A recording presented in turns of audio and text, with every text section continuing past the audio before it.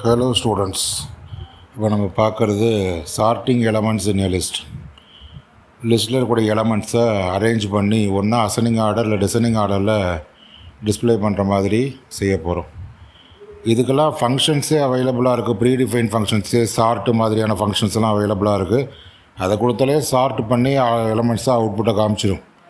ஆனால் யூசர் டிஃபைன்டாக நாம் எப்படி செய்யணும் அப்படின்னு ஒரு கொஸ்டின் வரலாம். எப்போதுமே எந்த இடத்துக்கு போனாலும் ப்ரோக்ராம் கேட்குறாங்க அப்படின்னு சொன்னோம்னா அதில் கூடிய ப்ரீடிஃபைன் ஃபங்க்ஷன்ஸ் இல்லை பில்டின் ஃபங்க்ஷன்ஸை யூஸ் பண்ணி சார்ட்டு பண்ணாமல் நீங்கள் எப்படி சார்ட் பண்ணுவீங்க, அதுக்கான ப்ரோக்ராம் எழுதி காட்டுங்க அப்படி தான் சொல்லி கேட்பாங்க. அதுக்கு தான் இப்போ நம்ம லேர்ன் பண்ணுறோம்.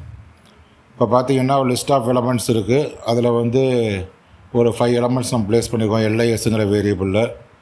அடுத்து அந்த லிஸ்ட்டுக்கான லென்த்து கண்டுபிடிச்சிக்கிறோம். LE = லென் ஆஃப் லிஸ்ட்டுன்னு சொல்லி இந்த லென்த்தை வச்சுட்டு தான் இப்போ இந்த ப்ரோக்ராம் பண்ண போகிறோம். ஃபஸ்ட் 2 நெஸ்டட் லூப் யூஸ் பண்ணுறோம். For I in range of 0, LE, for J in range of I+1, LE. ஐயில் முதல் எலமெண்ட் எடுத்துக்கிட்டோம்னா Jயில் 2வது எலமெண்ட் எடுத்துக்கிட்டு ஒவ்வொரு எலமெண்ட்டாக எடுத்து கம்பேர் பண்ணிக்கிட்டே வருவோம். ஸோ ஐயில் outer loop, J inner loop.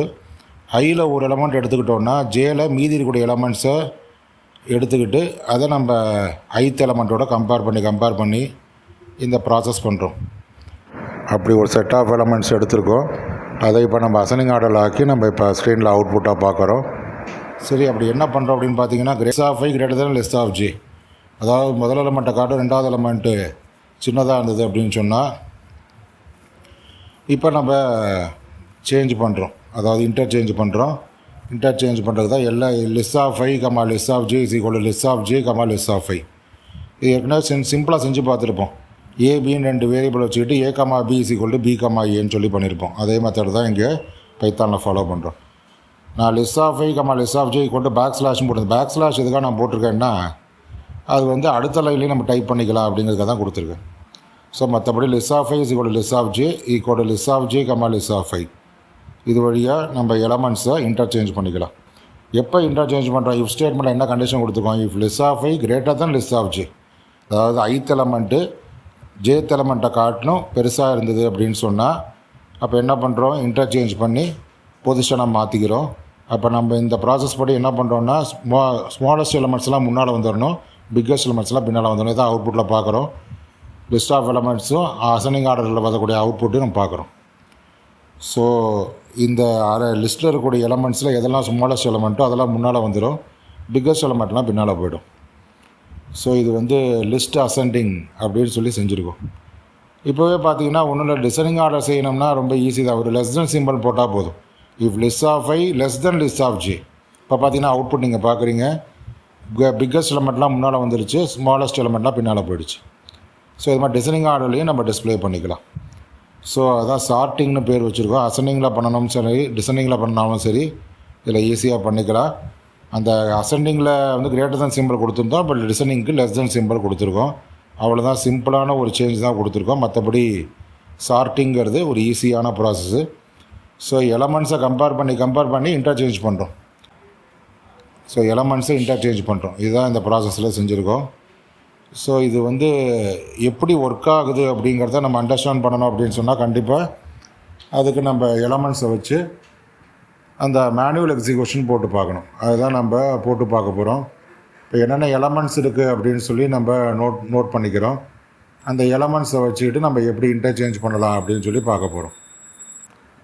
So இப்போ நம்ம லிஸ்ட் ஆஃப் எலமெண்ட்ஸ் எடுத்துக்கிட்டோம். இப்போ என்ன பண்ணுறோன்னா ஐத் பொசிஷனில் 45 இருக்குது எடுத்துக்கிறோம் அப்படின்னு சொன்னால் ஐத் எலமெண்ட்டாக 45 எடுத்துக்கிறோம். Jth எலமெண்ட்டில் என்ன பண்ணுறோன்னா -23லேருந்து 4 எலமெண்ட்டு மீதி கூடிய 4 எலமெண்ட்டையும் எடுத்து ஐயோட கம்பேர் பண்ண போகிறோம். இப்போ Jயில் முதல்ல எதை எடுத்துக்கிறோம் அப்படின்னு பார்த்தோன்னா -23 எடுத்துக்கிறோம்.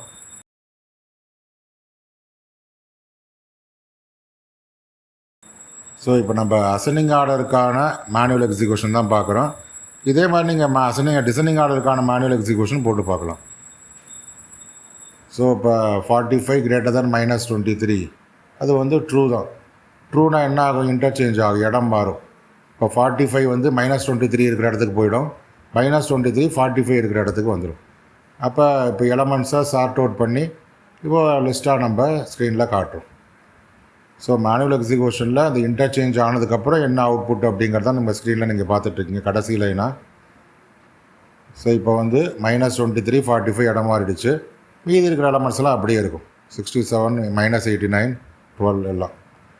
இப்போ அடுத்த ஸ்டெப்பில் என்ன ஆகும், இந்த -23 வந்து ஏற்கனவே 45 இருந்த இடத்துல -23 வந்துருச்சு. இப்போ இந்த -23 அடுத்த எலமெண்ட் எதோட கம்பேர் பண்ணணும்னா 67ஓட கம்பேர் பண்ணும். 67ஓட கம்பேர் பண்ணுது அப்படின்னு சொன்னால் -23 > 67 பார்க்குறோம். அது ஃபால்ஸு. ஏன்னா -23 தான் சின்ன எலமெண்ட்டு. திரும்ப என்ன ஆகும், -23யும் -89 கம்பேர் பண்ணும். அப்போ எது வந்து கிரேட்டர் அப்படின்னு பார்த்தீங்கன்னா -23 தான் கிரேட்டர். அப்போ இன்டர்சேஞ்ச் ஆகும். -23 இருக்கிற இடத்துக்கு -89 வந்துடும். -89 இருக்கக்கூடிய இடத்துக்கு -23 வந்துடும். இப்போ -89ம் 12ம் கம்பேர் ஆகும். இப்போ கரெக்டான பொசிஷனில் தான் இருக்குது. -89 தான் ஸ்மாலர். இப்போ இன்டர்சேஞ்ச் ஆகாது. ஸோ இந்த மாதிரி ஃபஸ்ட்டு டைம் அந்த ஃபஸ்ட்டு பொசிஷனில் இருக்கக்கூடிய எலமெண்ட்டோட ரிமைனிங் பொசிஷன் எலமெண்ட்ஸ்லாம் கம்பேர் ஆகி எது ஸ்மாலஸ்ட்டாக இருக்கோ அது வந்து ஃப்ரண்ட் பொசிஷனுக்கு இன்டர்சேஞ்ச் ஆகிடும். அடுத்தபடியாக பார்த்திங்கன்னா இப்போ எலமெண்ட்ஸு -89 45 67 -23 12ன்னு இருக்குது. இப்போ என்ன ஆகும்னா அடுத்து 45 எடுத்துக்கும். இந்த 45ஓட அதுக்கு அடுத்த எலமெண்ட்டாக இருக்கக்கூடிய 67 எடுத்துக்கும். 45 ஐயில் எடுத்துக்கும், 67 ஜேயில் எடுத்துக்கும். இந்த ஜேயில் வந்து எந்தெந்த எலமெண்ட் எடுத்துக்கணும்னா 67 -23 12 எல்லாம் எடுத்துக்கும். ஒவ்வொன்றா எடுத்து ஐயோட கம்பேர் பண்ணும். ஃபஸ்ட்டு 45 > 67 பார்க்கும், ஃபால்ஸு. அடுத்து 45 > -23 பார்க்கும், ஆமாம் ட்ரூ. அப்படின்னா என்ன ஆகும், இப்போ 45யும் -23 இருக்கக்கூடிய இடத்துக்கு போயிடும். -23 45 இருக்கிற இடத்துக்கு வந்துடும், இன்டர்சேஞ்ச் ஆகிடும். அப்போ எலமெண்ட்ஸ் எப்படி ஆகும் அப்படின்னு பார்த்தீங்கன்னா -89 -23 67 45 12ன்னு வந்துடும். ஸோ இதுதான் நம்ம ஸ்க்ரீனில் பார்த்துட்ருக்கோம், எப்படி வந்து எலமெண்ட்ஸ் வந்து பொசிஷனை இன்டர்சேஞ்ச் பண்ணிக்குது அப்படிங்கிறத.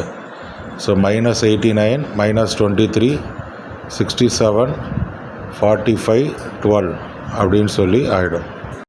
அடுத்தபடியாக பார்த்திங்கன்னா இப்போ ஐயில் வந்து -23யும் ஜேயில் 45யும் எடுத்துக்கும். இப்போ என்ன ஆகும், -23 > 45 பார்த்தா ஃபால்ஸு. அடுத்து -23யும் 12 எடுத்துக்கும். ஐயில் -23யும் ஜேயில் 12 எடுத்துக்கும், அதுவும் ஃபால்ஸு. அடுத்தபடியாக இப்போ என்ன ஆகும்னா அடுத்து ஐயில் 67 எடுத்துக்கும், ஜேயில் 45 எடுத்துக்கும். இப்போ ஜேயில் என்னென்ன எலமெண்ட் வரப்போகுது, 45யும் 12ம் வரப்போகுது. ஃபஸ்ட்டு 45 எடுத்துக்குது. 67 > 45 ட்ரூ. அப்போ என்ன ஆகும், 45 இருக்கிற இடத்துக்கு 67 வந்துடும், 67 இருக்கிற இடத்துக்கு 45 வந்துடும். -89 -23 45 67 12 அப்படின்னு ஆகிடும். அடுத்தபடியாக பார்த்திங்கன்னா ஐயில் வந்து 45 எடுத்துக்கும், ஜேயில் வந்து 12 எடுத்துக்கும். ஏன்னா இப்போ 67 இந்த இடத்துல தான் 45 வந்துடுச்சு. அதில் I 45 J 12 இப்போ கம்பேர் பண்ணோம். அப்போ என்ன ஆகும் அப்படின்னு சொன்னால் இன்டர்சேஞ்ச் ஆகிடும். 45 இருக்கிற இடத்துக்கு 12 வந்துடும், 12 இருக்கிற இடத்துக்கு 45 வந்துடும்.